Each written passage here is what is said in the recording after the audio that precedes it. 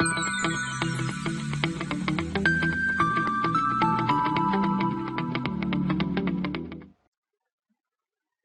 morning, students. Today we are going to discuss the last case of particular integral, which will be second type of combination x into rx. Particular integral is a part of general solution while finding complete solution of higher order differential equations. In our previous videos, we have seen exponential function, sine and cos functions, polynomial functions, and first combination exponential into random function Rx. So, in the same way, let us consider some x into random function x, Rx. So, in our usual way, we are defining second order differential equation as y double dash plus c1y dash plus c2y equal to r of x. Y is function of x and dash indicates derivative with respect to x. C1 and C2 are arbitrary constants. R of x is a random function of x. Defining differential operator d, the given equation will take form d square plus C1 d plus C2 times y equal to r of x. Considering this part as a random function of d as f of d, it will be f of d times y equals to rx. So, for particular integral, we have three major methods: direct method or shortcut methods, or you can say a special functions. Second is method of undetermined coefficients and method of variation of parameters. Today we are going to consider the last case of special functions, which is x into rx. So for that, I am considering yp as 1 upon f of d times rx, where rx is x into rx. These are four cases which we discussed earlier: exponential, sine, cos, polynomial e raised to ax plus b into rx, and today we are going to consider x into rx. So if your function is x into rx, then yp will be x times 1 upon f of d rx minus f dash upon f dash of d upon f of d whole square into rx. F dash d indicates derivative of function with respect to d. Let us consider examples.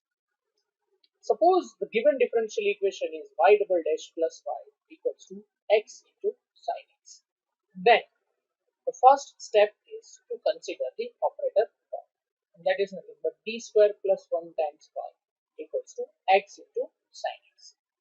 Now, for complementary function, I am assuming auxiliary equation f of d equal to 0, and that gives me d square plus 1 equals to 0, and that means we have two complex terms: 0 plus or minus I.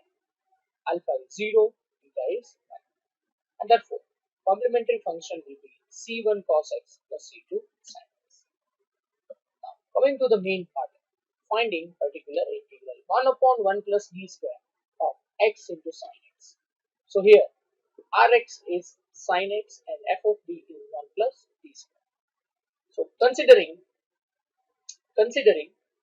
our formula for x into rx, it is x into 1 upon 1 plus d square sin x minus derivative of f of d, which is 2d, and in denominator square of f of d, which will be 1 plus 2d square plus d raised to 4 of sin x. Now these two examples are individual examples of sine and cos, means our second case of particular integral with direct method. So as we know, whenever we have sin x, we can convert d square by minus of a square. So a is 1, so minus of d square is minus 1. But here, if we replace d square with minus 1, denominator will be 0. And we know in such cases we are taking multiplication by x and taking denominator's derivative. So now it is 0 plus 2d of sin x, whereas in this case, if I replace d square with minus 1, this denominator is also 0. So I'm taking 2d outside, and then for the 0 denominator, I need to take multiplication by x and derivative of denominator, which will be 4d plus 4d cubed. Now, here I'm keeping this step as it is. Over here, if I still replace d square with minus 1, this part will remain as it is. This 4d cube will be split into two parts. 4 times d square into d, and d square will be minus 1. So still this denominator is 0. And therefore, again I am multiplying by x and taking denominator's derivative. So it will give me 4 plus 12 of d square. Now, 1 upon d indicates integration, and that is nothing but the reciprocal of d. So x as it is, and then I am taking 2 outside, and integration of sin x would be minus of cos x. Whereas over here, I have d square replaced by minus 1, and therefore it is 4 plus 12 into minus 1, and so it is minus 8. Now, I am taking this minus 8 outside the calculation along with this 2. So it gives me 1 by 4 d into x square into sin x. D means derivative. So I am taking derivative of x square into sin x by product rule. So it is 2x into sin x plus x square into cos x. And then this will give me a particular integral for this example. Combining it with complementary function will generate the general solution. All of you should again go through the same example, check each and every step, and then go for the next example. Okay. So next example is y double dash plus 2y dash plus y equals to x e raised to x minus x into cos x. So here operator form would be d plus 1 whole square y equals to x e raised to minus x cos x. For complementary function, I am taking auxiliary equation f of d equal to 0, and that gives me d plus 1 whole square. Okay, by mistake over here it is written d square plus 1. Consider it as d plus 1 whole square. So I have m1 plus m1 equal to m2 equal to minus 1. So this is the case of repeated roots. So it is c1 plus c2x into e raised to minus x. Now coming to the particular integral. So I have x into e raised to minus x into cos x. Now look here, we have two possibilities.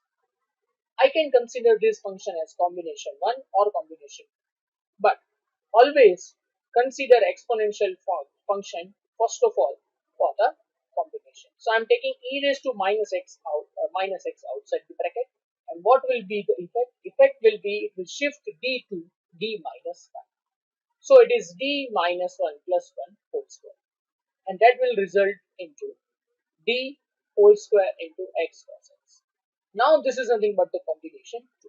So I am taking x into the count, so it gives me x into 1 upon f of d rx minus derivative of d square, which is 2d, and denominator's square into cos x. Therefore, as we have cos function over here, and we know in sine and cos we are replacing d square by minus of a square. So it gives me x into 1 upon minus 1 cos x. Over here it is 2d upon minus 1 whole square cos x.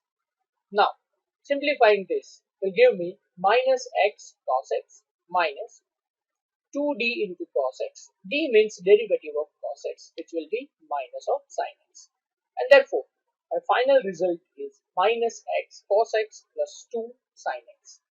Now simplifying this, it gives me e raised to minus x cos x plus 2 sin x. Combining it with particular integral complementary function c1 plus c2x e raised to minus x plus e raised to minus x cos x plus 2 sin x will give you general solution. I hope all of you understood what was the technique in this combination 2. I tried to cover a complicated function like 3 different categories into the multiplication on the right hand side and how to handle it carefully. At the end of this combination 2, I would like you to remember one thing, that whenever you are finding the general solution, if you observe any one of these five categories on the right hand side, it is always advisable to go for this technique instead of any other techniques. Although other techniques are also applicable in these cases, but we should always prefer this direct method to find the solution. One more thing I want to tell you about this particular case, that is, whenever you are finding complementary function and particular integral, at last you should check that there is no repetition of any function in complementary function and particular integral. It may happen sometimes during calculation there are some errors, and due to which you are generating a function which is same as complementary function. But remember, whenever you are writing the general solution, if your part of complementary function and part of particular integral are same, what will happen? Your constant with particular integral will be merged into complementary function, and that will reduce the value of particular integral, and that is not advisable. So always at the end of your general solution, you should verify whether your components of CF and PI are linearly independent or not. If your values are coming same or they are linearly dependent, that means there is some error in your solution. So at the end of this fifth special case, let us consider that how many different types of functions we can solve. If you have the right hand side as exponential function, you can solve exponential functions, you can solve hyperbolic functions, you can solve constant functions. For the second case, we have sine and cos. Remember, on the right hand side, if there is sine and cos, then and then only you should use that technique. It is not applicable for tan, sec, cos, or cot. Third case is of polynomial. If you have polynomial, you can use the geometric series 1 upon 1 plus t, 1 upon 1 minus t. Fourth case was e raised to ax plus b into rx. If you have exponential function into random function, shift exponential function outside and that will shift the value of b to b plus k. Finally, x into rx, for that we have a particular formula. X into 1 over f of dr minus f of d derivative numerator, and in denominator it is square of f of d into rx. I hope this will summarize the whole part of direct methods, and it will help you a lot. Thank you.